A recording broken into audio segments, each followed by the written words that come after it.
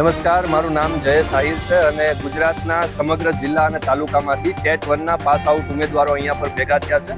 વિદ્યાર્થીઓની એક જ માંગણી છે સરકાર સમક્ષ કે લાસ્ટ ટાઈમના જે રોસ્ટર પ્રમાણે 27% ઓબીસી અનામત મળવું જોઈએ.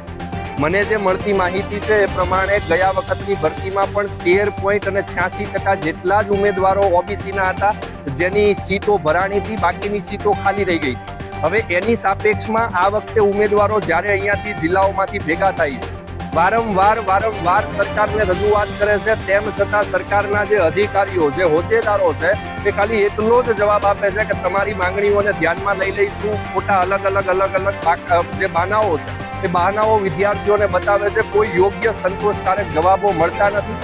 વિદ્યાર્થીઓની માંગણી એવી છે કે અમારું જે અનામતનો મુદ્દો છે અને 27% સીટ ભરાય એવો જે મુદ્દો છે, એ જો તત્કાલિક ધોરણે આવતી ભરતીની અંદર અમને સંતોષકારક જગ્યાઓ ન ભરાય તો ગાંધી ચિંધ્યા રાહે અમે યોગ્ય આંદોલન કરીશું. જરૂર પડશે તો સરકારના હરેક તાલુકા લેવલના હરેક વિધાનસભાના ધારાસભ્યોને પણ અમે રજૂઆત કરીશું, મંત્રીશ્રીઓને પણ રજૂઆત કરીશું, અને નહીતર અમે વિધાનસભા સુધી જઈ અને વિધાનસભાનો ઘેરાવો કરતા પણ અટકાવીશું નહીં. કારણ કે શિક્ષણની જે શક્તિ છે એ શિક્ષણની શક્તિ સામે હંમેશને માટે સરકાર ઝૂકતી આવી છે આદિ અનાદિકાળથી, અને હજુ પણ ઝૂકશે એવી તાકાત ગુજરાતનો વિદ્યાર્થી ધરાવે છે. અસ્તુ.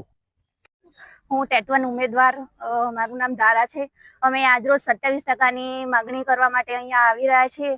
અમે લગભગ 3 થી 4 વાર આ ભરતી માટે આંદોલન આવેદનો લઈને આવ્યા છીએ, પણ અમને અત્યાર સુધી સેટિસ્ફેક્શન આન્સર કોઈ જગ્યાએ મળ્યો નથી. જો આવો ના આવો આન્સર આગળ મળતો રહેશે તો અમે 100% આંદોલન કરવાના મૂડમાં છીએ. અને કોઈ બી જો અહીંયા કાર્યકર્તાઓ અમારી વાતને આગળ સુધી રજૂઆત નહીં કરે તો અમે અમારા જે મુદ્દા માટે છેક સુધી આગળ સુધી પહોંચવા માટે અમે સક્ષમ છીએ. અમે વોટિંગ હશે તો બી, અને જો આ વસ્તુને એ સિરિયસલી નહીં લે તો સીટ નહીં તો વોટ નહીં. અમારે અમારી 27%ની સીટો પૂરેપૂરી અમને મળવી જ જોઈએ અને મળવી જ જોઈએ. અમને એ લોકો કહે છે કે રોસ્ટર પ્રમાણે અમે આ ભરતી કરી રહ્યા છીએ, પણ રોસ્ટરની પારદર્શિતા અમે ક્લિયરલી બતાવતા જ નથી. જો રોસ્ટર એટલું બધું ક્લિયર હોય તો તમે ઓનલાઈન અપડેટ કરો, પણ એ વસ્તુ એ અપડેટ બી નથી કરી રહ્યા.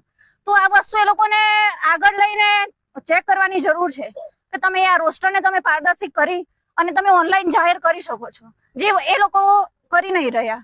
આ વસ્તુ એ લોકોને માર્ક કરવાની જરૂર છે, નોંધ લઈ અને આ વસ્તુ પર વિચારવાની જરૂર છે. અસ્તુ.